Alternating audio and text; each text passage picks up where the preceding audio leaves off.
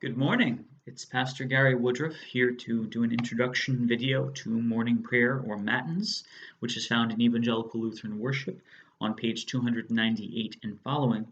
I just recorded March 19th, 2020's morning prayer Matins service, and you can find that elsewhere on this channel for reference. I'm going to be walking through what I chose to do and did not do, and why I made those choices and how you might make different ones. The beginning of the service, of course, is standing. You may by now, if you've been praying with us since evening, have noticed a pattern of when we stand and when we sit. Notice also that some of the times the rubrics allow you to kneel. The rubrics are these red italicized instructions that you'll find in the hymnal. We began with a dialogue. We omitted a specific part of that dialogue, which, as you'll note in the red, is always omitted during Lent. Be very careful of that, especially in Lent and especially in Matins in particular, because there's a lot of a word that we don't say in Lent that's all over in morning prayer for very specific reasons, as you'll see. Matins is a kind of celebration of a dawn. We've gone through the Vespers. God has brought us to the new day.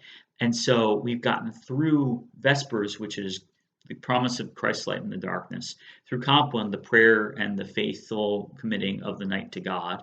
And then we've woken up. And so we're praising God. We're up again. And here we go about our day. So there's a real sense of rejoicing in Matins. It's one of the reasons why, in my personal opinion, Matins of the three is kind of the capstone more than the start of the cycle of daily prayer. Daily prayer for me would start with Vespers, and Matins is kind of the end of that cycle, and then you don't start the cycle again until Vespers. That's how I see it. Other people may see it very differently depending on their own prayer practice, but that's how I perceive the writing of the liturgy. There are two options for dialogues, for doxologies, as you'll notice here, and for dialogues. Then there's a psalmody with a little precursor. We use Come Let Us Sing to the Lord, the Venite, and I believe that is Psalm 95, 1 through 7a. I could be wrong. Correct me if I am.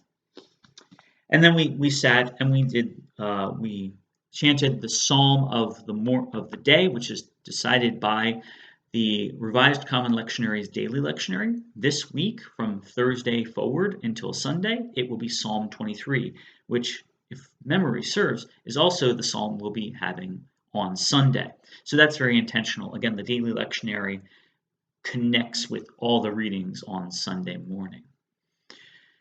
We then sang a song. Now, the resources I'm using to recommend hymnody for the week, in the same way that we have psalms for the week, readings for the week, and prayers of the day, that recommended hymn 332, I Heard the Voice of Jesus Say.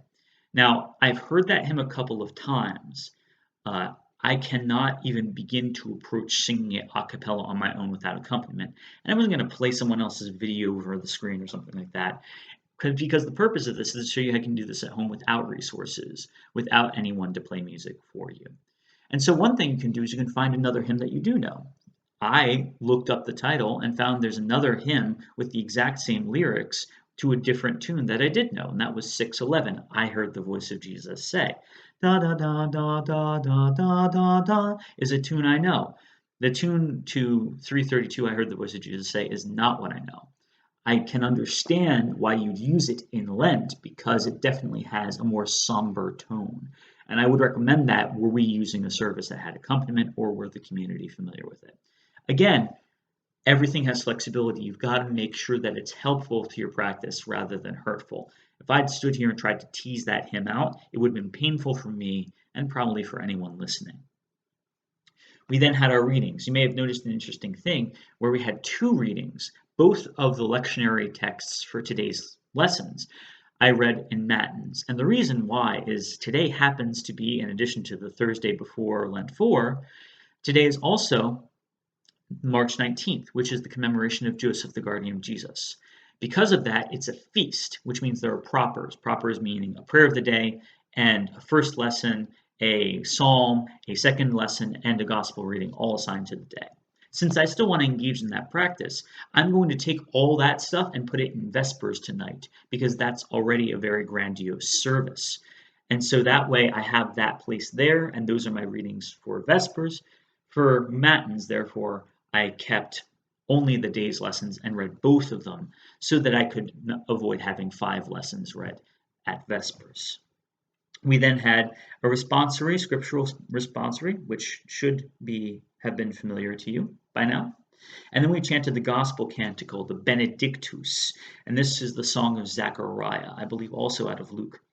And so we chanted that to a fairly plain tune. We moved on to the prayers on page 304. You'll notice that these were not chanted, but rather spoken. You'll notice that there's an ellipsis, those 3 dots at the end of each petition, to indicate you can fill in something as well as just leave silence. I did both at different times. Do what's helpful for you as you go through your prayer practice. After we finished through those petitions, I give a little space, and then I began with the prayer of the feast today, the prayer for the feast of St. Joseph. Then I moved into the prayer of the day, or the prayer of the week, which will be the prayer of the day this coming Sunday, because it is Thursday. And on Thursday, the week turns, and we stop looking back from Wednesday. From Wednesday, we look backwards on Sunday. On Thursday, we start looking forwards to the coming Sunday. So Thursday, Friday, Saturday, look forwards. Monday, Tuesday, Wednesday, look backwards to Sunday, which is then kind of framed as the center of the week, but also the first day of the week, because Christians love that kind of imagery and paradox. And then I concluded with Luther's morning prayer and the Lord's Prayer sung, as in the previous 3 other offices. Now, there are a couple of options for the ways to close Matins. One of them is a simple blessing, which we'll see here, which allows you to have a hymn of whatever kind. I chose not to do that for a couple of reasons, one of which is I wanted to show you something. The other of which is I can't find a single hymn in ELW that really does anything for poor Joseph, the guardian of Jesus.